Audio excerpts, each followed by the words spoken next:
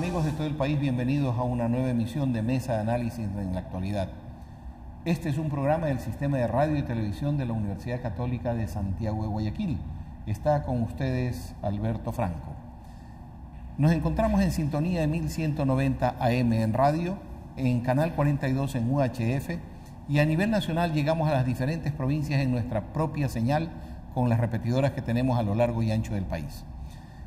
Además estamos en Canal 74 en TV Cable y en Quito y en Guayaquil en el Canal 318 de Univisa. Llegamos al mundo a través de www.ucsgrtv.com, la página web del Sistema de Radio y Televisión de la Universidad Católica de Santiago de Guayaquil. El pasado 17 de febrero el país vivió la jornada de elecciones, proceso en el que se escogió presidente junto con su binomio, así como también a quienes conformarán la Asamblea Nacional del Ecuador para el periodo 2013-2017.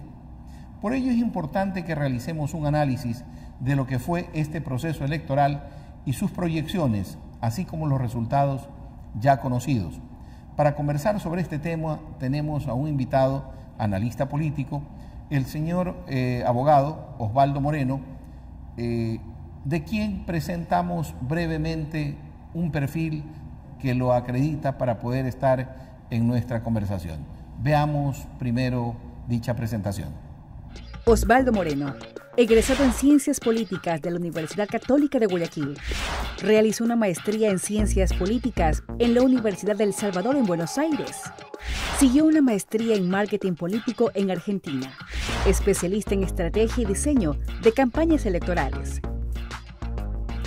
Lleva 10 años de experiencia asesorando a partidos políticos en América Latina como Partido Social Cristiano, Alianza País, Partido Roldosista Ecuatoriano, Partido Colorado en Paraguay, Partido Social Cristiano Copey en Venezuela, entre otros.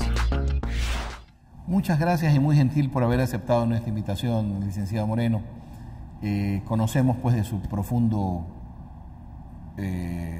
profunda capacitación en el área del marketing político, en el área del análisis político, de la asesoría política, y de ahí pues luego de que hemos visto su currículum, luego de que hemos visto lo que usted ha hecho, creemos que está en capacidad de poder emitir una serie de comentarios.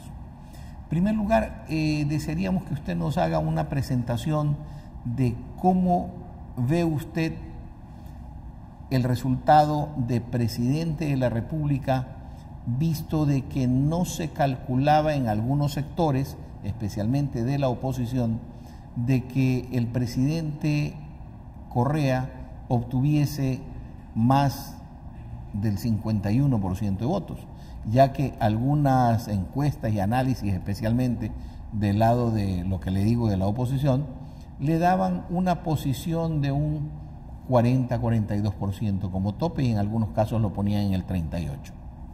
Bueno, primero buenos días o buenas tardes o buenas noches, en el horario que nos estén escuchando. Primero, un gran saludo a toda la gente que nos mira y nos escucha. Un gusto estar en esta casa donde me formé, porque yo soy de esta universidad.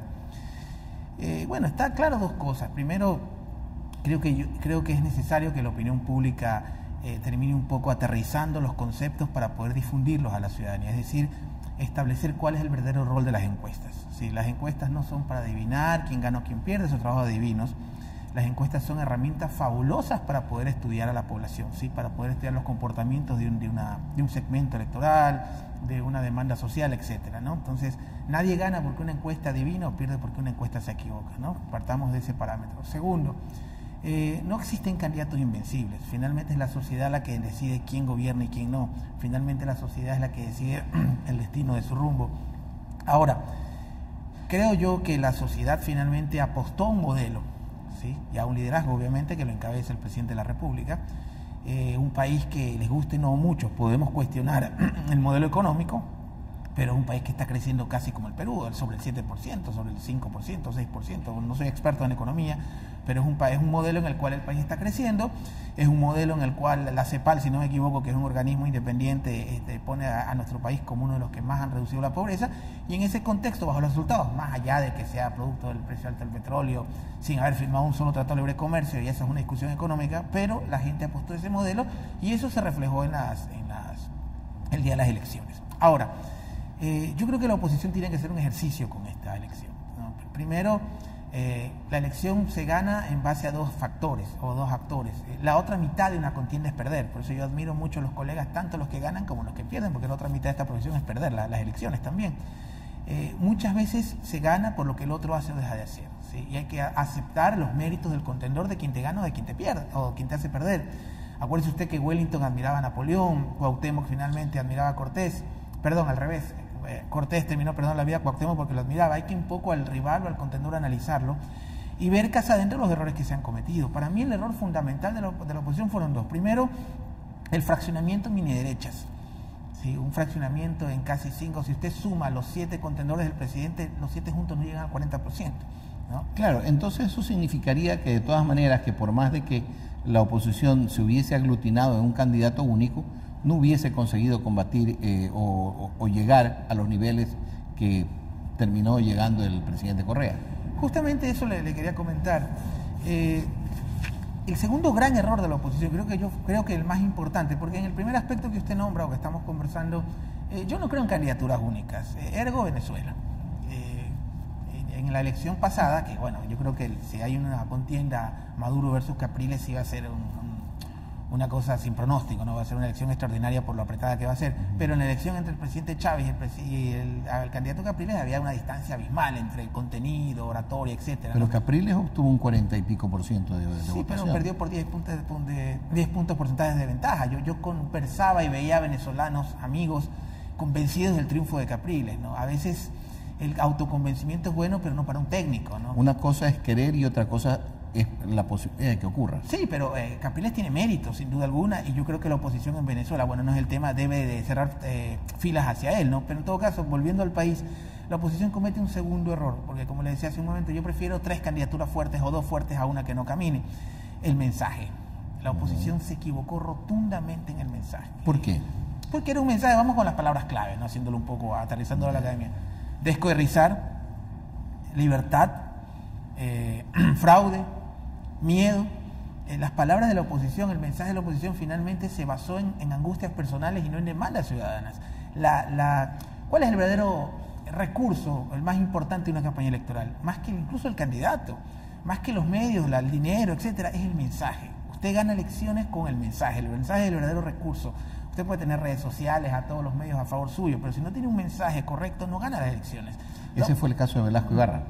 Bueno, no viví en aquel tiempo, pero seguramente... Pero no ha analizado los discursos de Velasco y las ofertas. Sí, cómo no. Yo he leído a Velasco Ibarra y le digo, haciendo un paréntesis, yo creo que el trabajo más serio sobre este personaje lamentablemente no lo hizo un ecuatoriano, lo hizo un estadounidense, que es una tesis doctoral de un autor apellido Norris, que lamentablemente fallece cuando va a entregar el último capítulo donde estaba el quinto y último velasquismo, ¿no?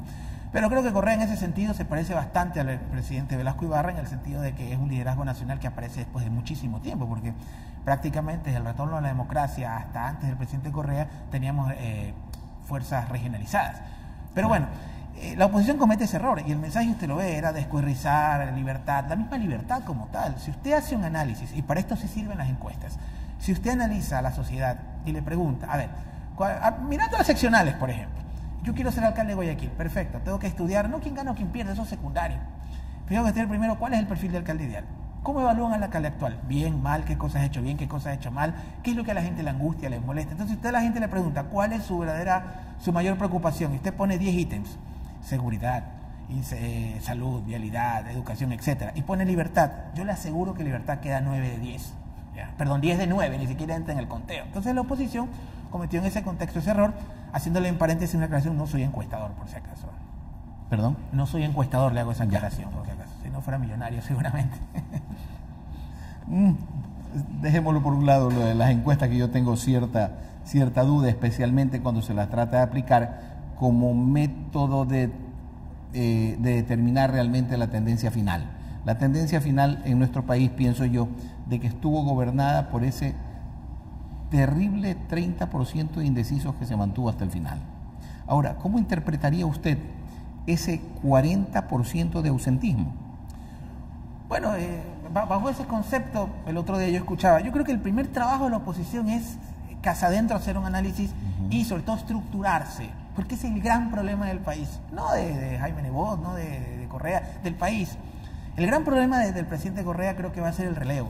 Va a tener que trabajar en quién lo releve en el 2017, que es el mismo problema que creo que tiene el alcalde de Guayaquil, y creo que es el problema político del país. No tenemos estructuras políticas paramilitar, no hay partidos, pues esto no es Uruguay, México, ni siquiera México, esto no es Honduras, donde hay partido nacional, partido liberal. Como no hay partidos políticos sólidos en nuestro país para estructurar, y eso se refleja, usted ve quién es el 2 del presidente Correa, quién es el 2 de Jaime Nebot, quién es el 2 de Lucio Gutiérrez. Entonces, como no tenemos estructuras políticas sólidas, definitivamente hay una apatía hacia la política, que no es un tema del Ecuador. Precisamente para reflexionar sobre el papel y la vida de los partidos políticos, volvemos en el siguiente bloque. Hacemos la primera pausa en Mesa Análisis y regresamos inmediatamente para continuar nuestro diálogo con nuestro invitado del día de hoy, el licenciado Osvaldo Moreno, analista político, marquetero político. Recuerden que pueden escucharnos también a través de 1190 AM en radio o a través de nuestra página web www.ucsgrtv.com. Ahí estamos con ustedes y en el mundo. Volvemos inmediatamente, no se vayan.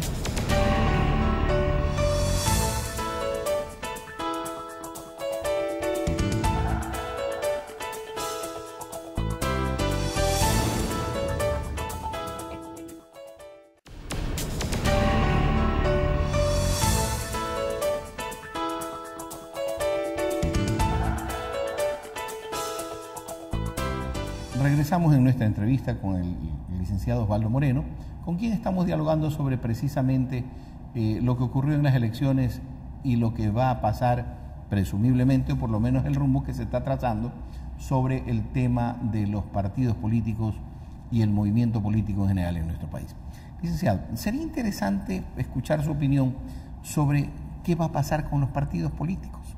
¿Es que acaso el mundo actual va hacia o está orientado a una realización política sin partidos, o es condición propia de nuestro país en donde los partidos políticos se han ido debilitando de la forma como ha ocurrido? Mire, hay dos agendas hemisféricas en América Latina, que usted coincide en México, hasta prácticamente la Tierra del Fuego en la Argentina. El primero es la inseguridad. Si en México es el tema del narcotráfico, en Venezuela es la delincuencia común, en Centroamérica las pandillas, en Ecuador el sicariato, etc. Con excepción de Uruguay, Chile y Costa Rica, la inseguridad es el mayor problema ciudadano en casi todos los países de América Latina, lo cual lo hace un problema hemisférico. Y el segundo problema hemisférico, tan grave creo yo como la inseguridad, es el rechazo hacia la política. Política robo, política sinvergüenza, política ineptitud. O sea, hay un rechazo natural hacia la política, y lo más peligroso, sobre todo en los jóvenes. Aterrizándolo a nuestro país, bueno, nuestra clase, pues, nuestros políticos son el reflejo de nuestra clase política, valga la redundancia, de un país que lamentablemente carecemos de institucionalidad en casi todos los aspectos. Este no es un problema de este gobierno, lo venimos arrastrando hace 30, 40 o 50, o quizás desde 1830, que se fundó la República. Ante esta carencia institucional, los partidos no están ausentes. Entonces, como no tenemos estructuras sólidas, como le comentaba hace un momento, para militar, los jóvenes no tienen partidos políticos para ser activistas. Mira cómo pasa en México. México, con todos sus problemas, ¿usted cree? Si en el PRI, por ejemplo, le hubiera pasado algo, bueno, qué bueno que no pasó a Enrique Peña Nieto, no pasaba nada, había un relevo inmediato que era el senador Beltrones o cualquiera de los que estaban en la línea. Lo mismo en el PRD o en el PAN, ¿no? El PRD, por ejemplo, si no era López Obrador, venía Ebrard, por ejemplo. En nuestro país, si Dios no quiera, le pasaba algo al presidente el 30 de septiembre, aquí no pasó nada, ¿no? Entonces, en ese contexto, lamentablemente, al carecer de estructuras políticas, y los mismos partidos políticos, hacemos, y no, sin el afán de hacer auditoría porque no es ilegal, pero si usted revisa las cuentas de los partidos políticos, ¿cuánto invierten en vallas publicitarias? Yo lo digo por experiencia, porque hemos prácticamente, además de ser docentes en la Universidad de Salamanca, en la UNAM y en algunos países, en algunas universidades de nuestras patrias latinoamericanas, hemos hecho muchas campañas electorales, y yo le garantizo que si usted pone una valla publicitaria, el único que la observa con su esposa a las 11 de la noche es el candidato. Entonces, los partidos apuestan a ese tipo. Usted ve el 90% en publicidad y ni siquiera un 1% en formación. Entonces, yo creo que para que esto cambie, porque ahora que estamos en tiempos de socialismo mágico, como decía un amigo el otro día, Gramsci... Socialismo mágico. Vamos a Antonio Gramsci decía, ¿no? Antonio Gramsci, un pensador extraordinario italiano, padre del socialismo moderno occidental, decía que el partido político es la célula fundamental, lo mismo que es para la célula de la vida, es el partido político para la democracia. Entonces creo yo que hay que fomentar a los partidos políticos y movimientos, pero eso se da desde la estructuración y la formulación de cuadros. Esto no es una cuestión de cada... Es como casi yo siempre digo, la política es como cualquier cosa. Si yo voy donde el economista Toscanini, nuestro rector, o donde el decano de medicina, o donde el decano de derecho, y le digo, decano, quiero ser médico en 6 meses, o le digo al decano de derecho, el doctor García, quiero ser abogado en un semestre, el doctor García va a decir, este hombre está loco. Lo mismo pasa con la política. La política tiene sus tiempos, tiene sus ritmos, y hay que hacer política. Yo tengo mucha gente que va al despacho a buscarnos o por mail, quiero ser presidente, alcalde o legislador, pero no me quiero quemar. Usted lo puede hacer en 6 meses. Eso es imposible. Entonces, la sociedad se refleja en sus vicios también en la clase política. El que la gente quiere hoy en día, y eso es un tema de que cuestiona un poco de las nuevas generaciones. El tránsito político obligadamente se debe afincar entonces en una especie de tránsito administrativo de servicio. Un tránsito de vida. Tránsito de vida. De vida. Hoy día yo algo que critico a esta generación con mucho respeto a los jóvenes, porque yo creo en los jóvenes ciegamente, yo creo que nuestro verdadero recurso no es el petróleo, el camarón, sino los jóvenes.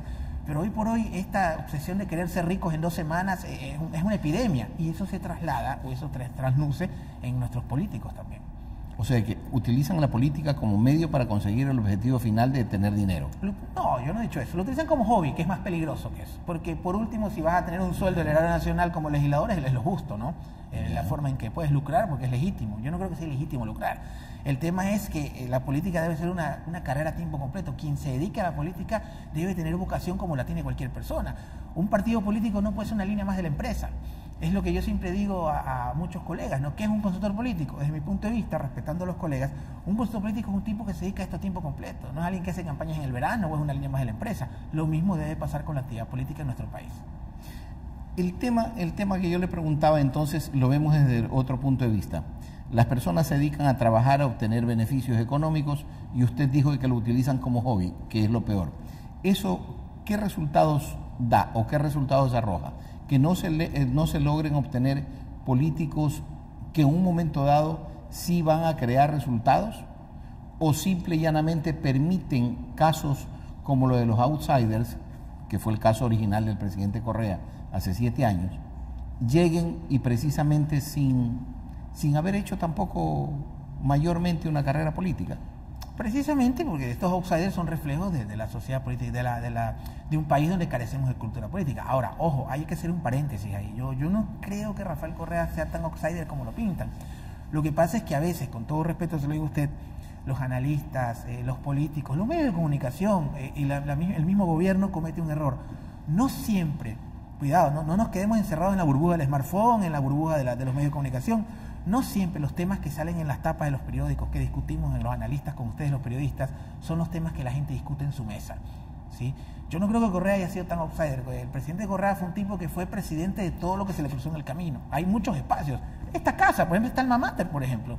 Y yo fui delegado del Consejo Universitario en esta universidad, fui candidato a presidente de la Federación en el 2003, o sea, quienes sabemos cómo funciona la Universidad Católica, o quienes sabemos cómo funciona la política universitaria, o quienes vivimos en Guayaquil, sabemos que hay un proceso y un camino. Sí, Rafael Correa fue presidente de todo lo que se le cruzó. Fue vocal de su curso, presidente de la asociación, después de la federación, luego fue presidente de la Federación de Estudiantes Universitarios del Ecuador, FEUPE, de la cual yo fui secretario nacional en el 2004. Después de eso fue presidente de los latinos en su universidad en Estados Unidos, luego fue en Bélgica. Fue una persona que enjuició a todos sus empleadores, o sea, siempre tuvo Siempre estuvo en un camino, bien sea confrontativo o de realización política, exacto, en su ambiente. Que nos enteramos, que es como, miren, yo creo que las 2 grandes mentiras del siglo XXI van a ser 2, que lo verán nuestros nietos. El primero, que Obama gana por las redes sociales. Yo creo que ese es el cáncer de la comunicación política, sobre todo en América Latina, porque ahora hay mucho vendedor de espejos que quiere, vamos a hacer el Obama Yaguachi, vamos a hacer el Obama Tuntaki, el Obama Guayaquil.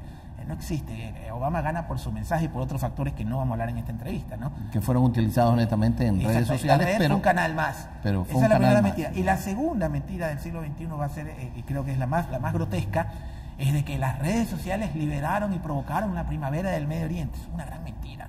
Lo que pasa es que el héroe, una cosa es que se occidentalizó el problema, eso sí es verdad. Es decir, que usted, que quien le habla, que todos los que vivimos en el occidente, bueno, aunque yo tengo mi tesis de que América Latina no es parte del occidente, pero eso es otra historia.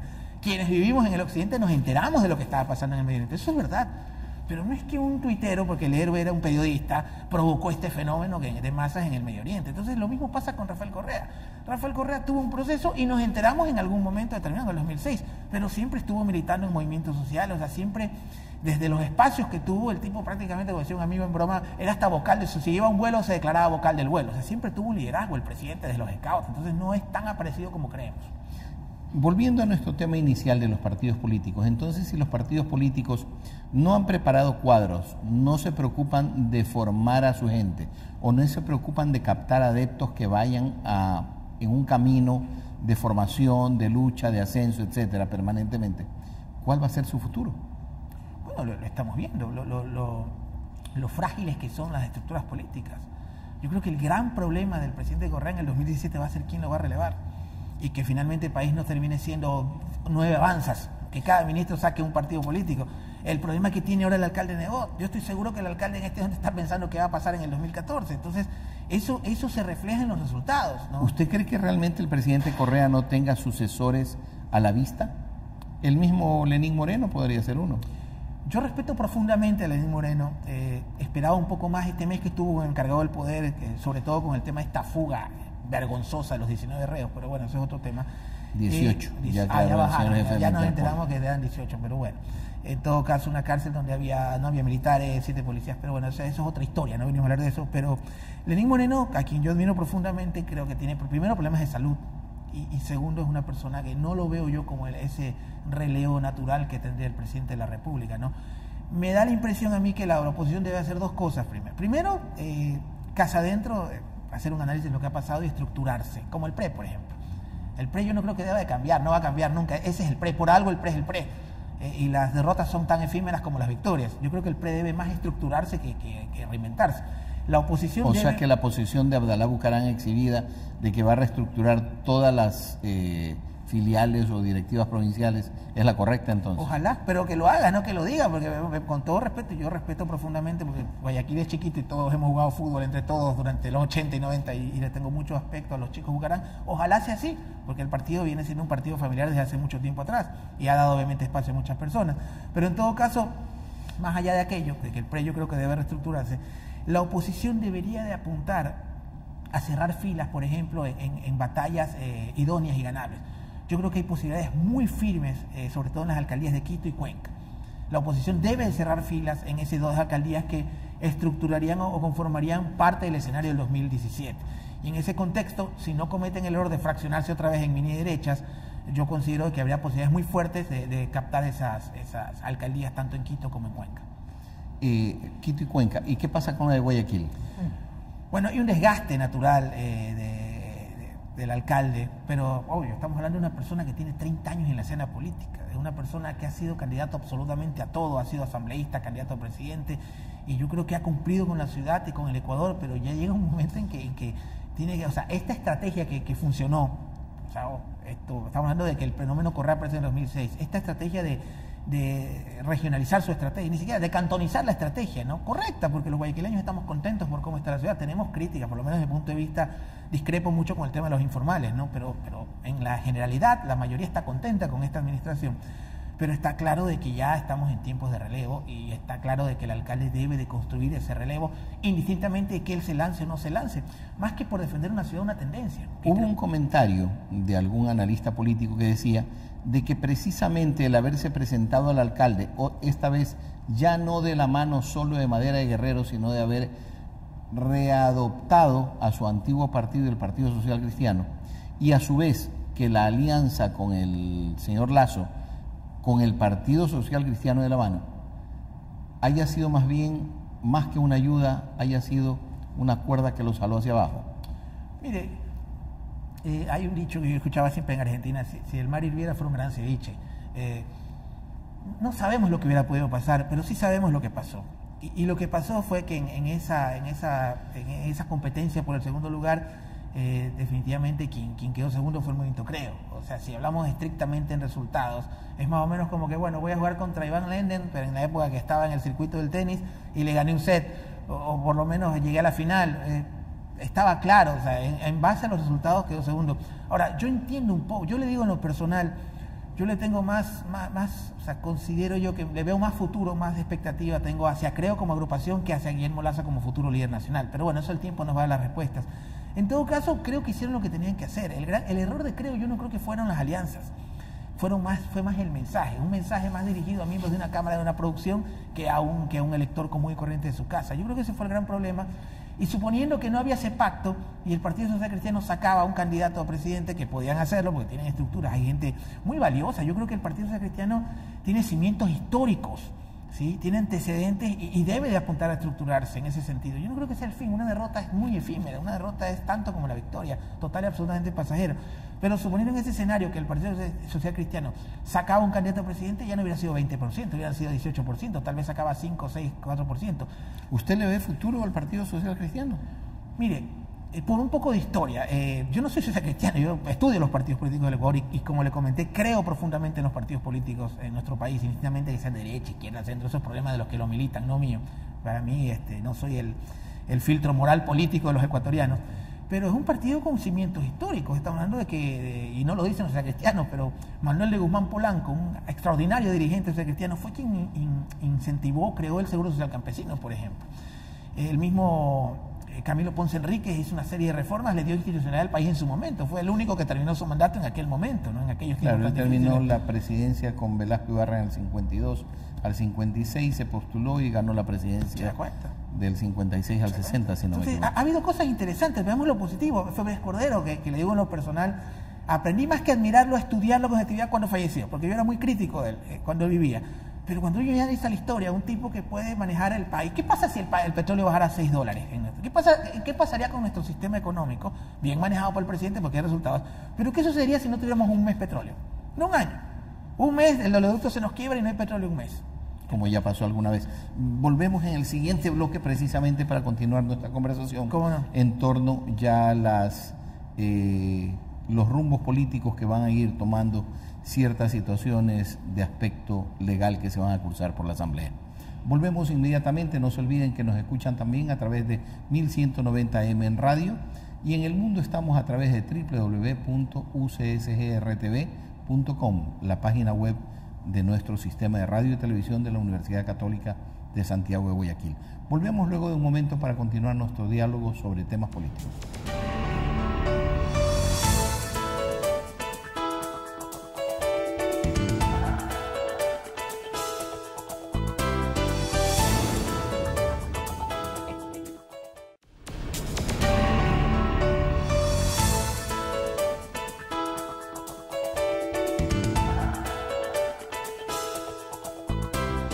Continuamos nuestra conversación con el licenciado Moreno sobre temas evidentemente políticos derivados de la última contienda electoral. ¿Cómo ve usted el panorama de ese número mágico que va a tener ahora Alianza País de más de 90 legisladores en la Asamblea? Bueno, esperemos que lo puedan sostener, ¿no? Manejar 90 legisladores. Bueno, han tomado todas las previsiones, vi que les habían poco menos, bueno, no lo han hecho, pero faltaba que les pidan la renuncia, que el suplente participe. O sea, me parece bien porque cada partido tiene sus lineamientos internos, ¿no? Pero esperemos que, bueno, aquí ya no hay pretexto, ¿no? Esperemos que el país camine, ¿no? Ya no va a haber ningún tipo de traba, ni la oposición, ni la prensa corrupta, ni nadie, ¿no? Ya van a tener absolutamente todos los poderes y esperemos que por el bien del país legislen y den trámite a las leyes que nos beneficien y lo más importante, que se escuche a la oposición en las cosas buenas que puedan aportar y que la oposición sea constructiva, ¿no? Porque sentarse en una silla, gritar que todo está mal, que vivimos en dictadura, que enemigo de la libertad, estamos viendo los resultados a nivel electoral. Se me presentan dos escenarios y le consulto a usted.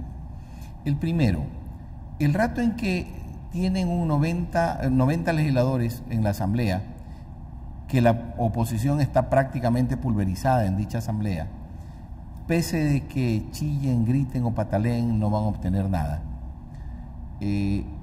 Lo cual le quita la opción al presidente en su discurso de tener culpables de los errores.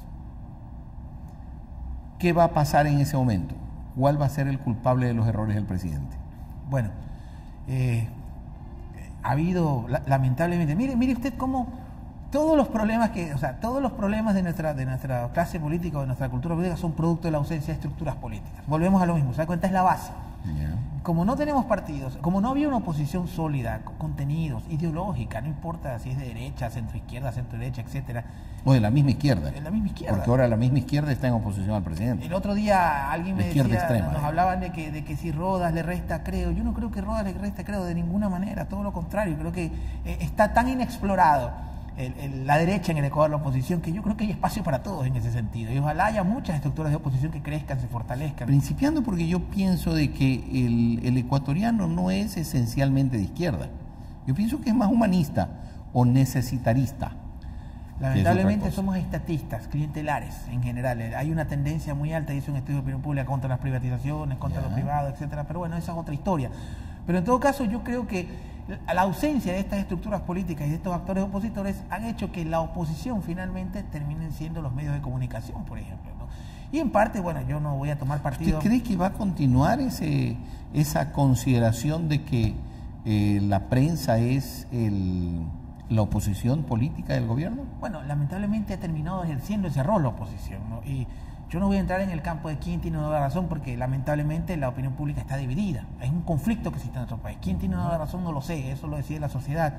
Pero es lamentable, obviamente. O sea, inclusive le digo, a mí, en lo personal como ecuatoriano, me hubiera gustado ver un llamado a la reconciliación de parte del presidente el día que ganó. Usted en la victoria y en la derrota ve a los seres humanos. Bueno, él dijo que no le hacía falta, ya es un tema personal. Pero yo aspiro a un país en el cual los medios de comunicación, el poder, se sentaran a crear mesas de trabajo para la solución de los grandes problemas nacionales. Sería extraordinario, ¿no? Pero bueno, ese es un estado ideal. En la realidad, lamentablemente, la prensa es el actor político y bueno, en parte también tiene razón. Ahora, en esa parte me interesaría que usted me dé su criterio. ¿Y usted cree que está correcto que la prensa haya adoptado el rol de actor político? Mire, yo no creo en inocentes ni culpables. Para mí esto es como un problema de pareja. Las dos partes. A ver, explíqueme esa parte. Las dos partes. Yo cuando viene un amigo que esta persona es mala, me maltrata, quiero escuchar la otra parte. O sea, las dos partes seguramente se construyen, ¿no? Una pareja la hacen dos personas con errores, defectos y finalmente tienen que resolver. Lo mismo pasa en la política, lo mismo pasa en el país. Yo creo que parte y parte tienen digamos, un porcentaje, no de la culpa, pero sí de acciones en este problema lamentable. Si usted, por ejemplo, habla de los periódicos privados de nuestro país, miren, unas cosas que yo miraba mucho en España, que hoy por hoy yo siempre le conmino a los medios de comunicación españoles que se preocupen más de la crisis española que de la salud del presidente Chávez, por ejemplo, ¿no? Pero algo que yo admiraba de la prensa española, yo estudié en la Universidad Complutense y viví un tiempo allá en España, y yo recuerdo, y aparte soy docente en la Universidad de Salamanca, y cada vez que voy a España yo le reconozco a los medios españoles, sean el país, el otro, de izquierda o de derecha, usted encuentra editorialistas de izquierda o de derecha, afines al PSOE, afines al PP, en el mismo periódico. Cada medio. Y eso te da una visión. Usted abre cualquier medio privado y es una oposición radical, ¿no? Es una decisión que han tomado, eso yo lo respeto, porque a mí los medios me han dado espacio, yo no puedo de ninguna manera hablar mal de los medios de comunicación porque a mí me han dado un gran espacio siendo un profesional ecuatoriano. Pero usted abre los medios de comunicación y lo mismo pasa con los medios oficialistas. Usted abre los medios oficialistas. Entonces, lo que yo temo o lo que a mí me preocupa no es el ahora. Yo creo que hay que tener visiones a largo plazo. No, para mí los países se construyen a 10, 20 años plazo, no de una elección a otra. Yo lo que temo es que el momento que se termine esta tendencia, que algún día se va a acabar, el poder no es eterno, es que imagínense que gana la tendencia Creo, digamos que Creo es el próximo país en 4 años. Y de repente tienen a favor los medios privados y van a tomar los medios públicos. ¿Qué pasaría? Tendríamos un país que no tendría balance. Yo creo que hay cosas positivas de este conflicto. Por último, estamos debatiendo. Antes era impensable que usted vea en la primera plana de cualquier medio nacional, sea El Universo, El Comercio, medios que yo respeto profundamente, porque tengo muy buenos amigos ahí y tengo muy conocidos y creo que hacen un gran trabajo informando a la ciudadanía. Pero si usted ve las tapas, por ejemplo, ahora usted veía a los 8 candidatos en fila. Nos informábamos al mismo tiempo de lo que estaban haciendo. Entonces, hay cosas positivas, pero en ese sentido yo creo que habría que bajar un poco los ritmos de esta confrontación por el bien de los ecuatorianos, porque como yo le dije, me preocupa el futuro. ¿Qué pasa si mañana Creo es la fuerza que saca 90 asambleístas y gana el Poder Ejecutivo y toma el control de los medios públicos y los medios privados están en esa línea? Tendríamos un totalitarismo de visión política en nuestro país. Como ya ha ocurrido anteriormente. Y eso es peligroso, provocado por lo que está pasando hoy. Los 90 asambleístas que tiene Alianza País, 90 y más, ¿no cree usted que le dan una terrible responsabilidad al gobierno? Total, y bueno, ya la tienen, y hay cosas positivas en el gobierno nacional, que la gente no votó por los lindos ojos verdes del presidente o por su carácter neurótico temperamental, no, votó por un jefe de Estado eficiente, nos guste o no. en la mayoría de estudios de opinión pública independientes, le digo, fuera de nuestro país, lo primero que me preguntan los colegas, Roy Campos, por ejemplo, un extraordinario, el más grande consultor de México, acuérdense que México tiene 130 millones de habitantes y por ende la mitad de América Latina es México. Claro. Y Roy Campos hizo un estudio de opinión pública en el cual me decía, Rafael Correa es el presidente mejor evaluado del hemisferio occidental, más que Obama, más que cualquier presidente. Y eso tiene un sustento de gestión. El mejor marketing político, mi querido amigo y queridos televidentes, es la buena gestión del gobierno. Entonces, definitivamente, esto no es sustentado. Y eso es inobjetable. Tendrá sus defectos que los tiene, y de hecho, mire las ironías, ¿no? En grupos cualitativos, con estos estudios de la sociedad, en grupos focales, la gente, por lo menos lo que yo escuché, que yo le digo, no soy encuestador, pero presencio, puedo redactar una guía, puedo hacer un cuestionario y medir un cuestionario si está bien o mal hecho.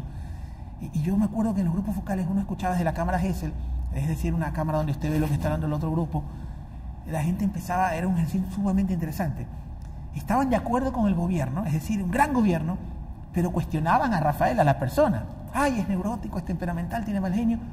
Pero a buena hora que sea así, porque si no, no le hicieran caso. O sea, me explico, finalmente un defecto terminaba transformándose en una virtud. En una virtud, ya. Es que es interesante, el fenómeno del presidente Correa es interesante. Total, es un hombre que pese a que es fuerte en su trato con mucha gente, pero le inspira ternura al pueblo.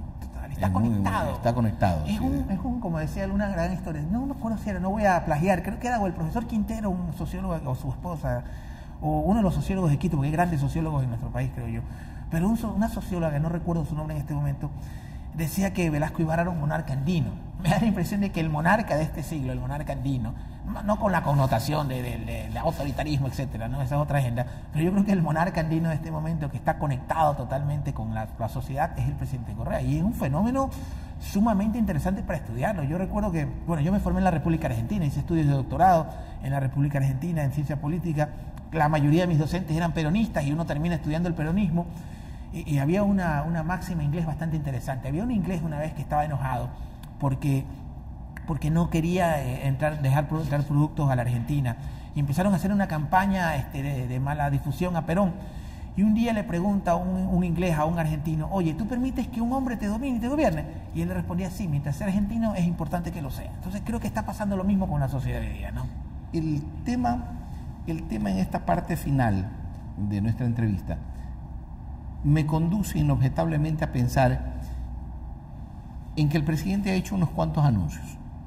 Él habla de radicalizar la revolución, él habla de que no se postulará en el 2017. Son temas indefectiblemente de que van a marcar estos 4 años.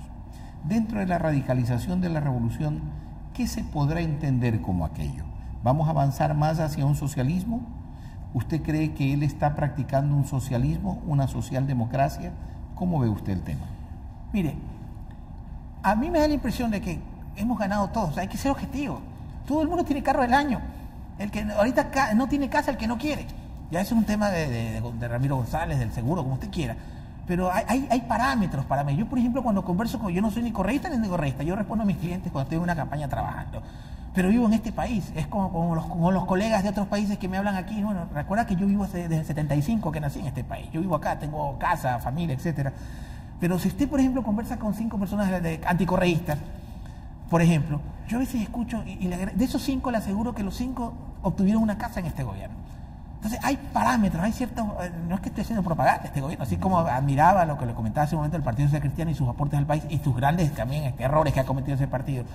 Lo mismo hay que analizarlo objetivamente. Ahora, ante la pregunta, y no es la primera persona que me pregunta, el otro día en NTN24, una cadena internacional, me preguntaban, ¿usted cree que el presidente Correa va a dejar en el poder en el 2017? Mire, yo no soy constitucionalista como para saber qué puede y qué no puede hacer, porque creo que el gran cáncer de este país en la opinión pública son los todólogos. Pero sí creo 2 cosas, y es un concepto muy personal. Yo creo que Correa es Chávez. Me parece que es más elaborado desde lo académico, ojo. Creo que Chávez incluso es más intelectual, que no es lo mismo, ¿no? Chávez es un tipo que usted lo escucha, y si usted lo escucha en off, es decir, en radio, y no sabe qué es Chávez, si no es chavista, lo termina mirando por su forma de hablar. Tiene método en su discurso, cosa que no tiene el presidente. El presidente no es un gran orador. Pero, remitiendo a 2017, yo no creo que Correa tenga el perfil de Chávez. Yo lo veo más, ¿sabe qué? Yo lo veo más queriendo hacer las cosas que no pudo hacer antes de ser presidente. Yo lo veo más con un perfil como el de Lula. Yo lo veo más al presidente en el 2017 con intención de dar conferencias, irse a Bélgica a ver a crecer a sus hijos, por lo menos seguir con sus hijos, dar clases por Europa, dar clases por América Latina, formando una fundación. Yo lo veo más en ese perfil. 4 años. Después, no sé, en el 2021. ¿no? Claro. Pero yo lo veo más, yo no lo veo cometiendo el error que cometieron Carlitos Menem en su momento, o el mismo Fujimori, de quererse, o que muy hábilmente, y eso le reconozco a Álvaro Uribe entendió que era correcto dar el paso al costado. Porque corres el riesgo de que te suceda lo que le pasó a Fujimori o a Carlos Menem en su momento. Entonces, ¿volverá Uribe a Colombia? Bueno, ¿qué le puedo decir? Más que volver, está vigente. ¿no? Está vigente, está presente. ¿Y el rechazo a Santos significa algo? Bueno, una vez más, no nos dejemos atrapar por la burbuja del smartphone. En redes sociales Lazo era presidente. Yo no creo que haya un rechazo tan rotundo. En el caso del presidente Santos tengo muchos con vinculaciones con Colombia, estamos cerca y en la gran mayoría de estudios. Miren, en América Latina, una cosa es que Correa tiene 80 aceptación, sí, eso es extraordinario. Pero en América Latina hay parámetros, como el nivel de sangre. Tienes colesterol de 100, estás perfecto. Tú tienes 160, pero igual es el parámetro normal, no pasa nada. En América Latina tener sobre el 40% de aceptación es aceptable en cualquier gestión. Y el presidente Santos pasa el 50%. Adicional de que, paréntesis, si usted a mí me pregunta, y lo mismo cuando los periodistas me dicen, ¿y usted qué opina del grupo guerrillero, narcotraficante de la FARC? Terrible, pero es un actor de esa guerra horrorosa. Y cuando hay una guerra hay dos partes y hay que solucionarlo, y me parece extraordinario que estén conversando por la paz, y ojalá se llegue a la paz en Colombia. Pero bueno, ese es otro aspecto de todo. ¿Qué piensa de lo que está ocurriendo con el presidente Chávez? Bueno, Hugo Chávez, hay dos tesis en las cuales yo coincido profundamente con los socialistas de este siglo, del año 1, siglo XXI, mágico, como usted quiera llamarlo. Y uno de esos es el tema de la integración latinoamericana. Cuando uno recorre nuestras patrias latinoamericanas, cuando uno trabaja en México, en la Argentina, cuando uno estudia, cuando uno está cerca de nuestros hermanos de toda América Latina, termina entendiendo que ese es el destino en común que tienen nuestros países. Yo soy un admirador, porque siempre lo digo, no soy argentino, pero soy hijo de San Martín, no soy uruguayo, pero soy hijo de Artigas, no soy hondureño, pero soy hijo de Morazán, no soy venezolano, pero soy hijo de Bolívar. Yo creo que ese es el legado más fuerte que nos van a dejar. Finalmente, en 100 años, cuando se estudie con objetividad a este poco de locos, como dice un amigo mío, o a muchos amigos míos que no los quieren, yo creo que el mayor legado de ellos es el tema de la integración latinoamericana. Y en ese contexto, siendo objetivo, yo creo que Chávez... ¿Pero no es muy soñador usted al pensar en la integración latinoamericana? Más que soñador, yo creo que es un tema de supervivencia, mi querido doctor. Yo creo que donde en esquemas, y ya hablamos de relaciones internacionales, y una de mis especialidades es esas relaciones internacionales, solo que me dedico al tema de la consultoría política, porque la docencia lamentablemente no me permitiría vivir como yo quisiera. Pero uno de los parámetros que están comprobados es que las naciones que tienen éxito son las naciones hemisféricas. Estados Unidos es una nación hemisférica, tiene éxito. La Unión Soviética, bueno, en este caso Rusia es un país continente, tiene éxito. La India es un país. Los países continentales, como la Unión Europea, etcétera, que está pasando una crisis momentánea, tienen éxito. Los países enanos, o sea, ¿de qué nos sirve celebrar 20 independencias? ¿De qué nos sirve 20 independencias de 20 enanos inexistentes geopolíticamente? ¿No? Los países hemisféricos, y yo sí creo que es viable, pero obviamente con sus tiempos, ¿no? Esto tomará 50, 100 años, y casi siempre a mis alumnos en las universidades que digo, soñaré el día que me entiendan con un pasaporte sudamericano, pero en ese contexto, más que el sueño, es necesario. Y yo creo que el gran error que cometen los proveedores de la integración es no hacer atractiva desde el punto de vista pragmático esta integración. Me parece extraordinario el sueño de nuestros padres fundadores, Bolívar, San Martín, sí, eso es lírica, pero hay que ser pragmáticos. A la parte práctica. Y en el mundo que se avecina, donde, imagínense qué pasará con el mundo cuando el agua cotiza en la bolsa de valores. Y no estamos muy lejos de eso. Quizás nuestros nietos en los periódicos vean en cuánto cotiza el barril de agua. Usted ha visto lo que hacen los ingleses, las grandes potencias, por los norteamericanos por petróleo. Imagínense lo que harán por agua en 100 años. Entonces, ¿cuál es la mejor forma de estar preparados? Teniendo un país poderoso. Y para cerrar el tema del presidente Chávez, si me pregunta, yo creo que el mérito es que devolvió a Sudamérica un espacio en el Departamento de Estado de los Estados Unidos. Ya no le importaba. Volvimos a la agenda del Departamento de Estado. Ese es el mérito y el tema de integración. Lo negativo, obviamente, la polarización terrible, porque he tenido la suerte de trabajar en Venezuela y para la oposición la económica. Terrible, formando cuadros en COPE y con un partido cristiano en Venezuela, haciendo capacitaciones con muchos amigos en Venezuela. Lo terrible, creo yo, es la polarización horrorosa que se ha dado a este país maravilloso que es Venezuela. Me parece que es un síntoma que se está manejando desde el siglo XXI, desde la política del socialismo, siglo XXI. ¿Cuál? La polarización, manejar las polarizaciones. Sí, bueno, eso es de siempre, ¿no? Yo creo que ¿No es una práctica política necesaria para que pueda triunfar esa tesis? Para mí, la polarización es positiva cuando es desde el punto de vista de las ideas. Si usted es radicalmente a favor de los tratados de comercio y su servidor es radicalmente opuesto, porque vi lo que pasó en México con los TLC, etcétera, es positiva esa polarización académica, intelectual, de debate. Pero si la polarización es intelectual, ¡ay, gordito horrorosa! ¡Ay, este feo, este guapo, este alto, este sinvergüenza, este equivocado, este el mediocre! Yo creo que eso es negativo. Entonces, lo negativo, y eso siempre, si usted me pregunta al presidente Correa, ¿qué es lo positivo? Me parece extraordinario todos los cambios, sobre todo en los sociales que se han hecho en el país, pero critico profundamente y discrepo con la parte de la descalificación del contendor y del uso de medios públicos para descalificar a personas desde lo personal. Entonces, esa polarización es negativa cuando no es desde el punto de las ideas y cuando es desde lo personal. Le agradezco infinito, licenciado Moreno, por habernos acompañado. Lamentablemente en televisión tenemos un tirano que es el tiempo, pero desde ya le dejo sentada una invitación para más comentarios a lo largo de este tiempo que vamos a tener el actual gobierno de Alianza País. Bueno, yo le agradezco, yo soy producto de esta casa. Las becas que lograron mi formación fueron parte del respaldo que recibí personalmente y académicamente del doctor Michel Lumet y el economista Toscanini. Yo tengo una gratitud profunda con esta casa de estudio. Aquí fue donde me formé. En esta sala donde estamos ahorita es cuando nosotros hacemos el brindis en las directivas estudiantiles. Así que muchísimas gracias a esta casa porque yo soy producto de esta universidad. Gracias, licenciado. Gracias por ese agradecimiento tan profundo que tiene para la universidad. Gracias a ustedes, amigos televidentes, por haber estado con nosotros. Al concluir nuestro programa, agradecemos la presencia del licenciado Osvaldo Moreno por habernos acompañado, y al despedirnos les invitamos a nuestro reprise a las 13 horas y a las 21:30.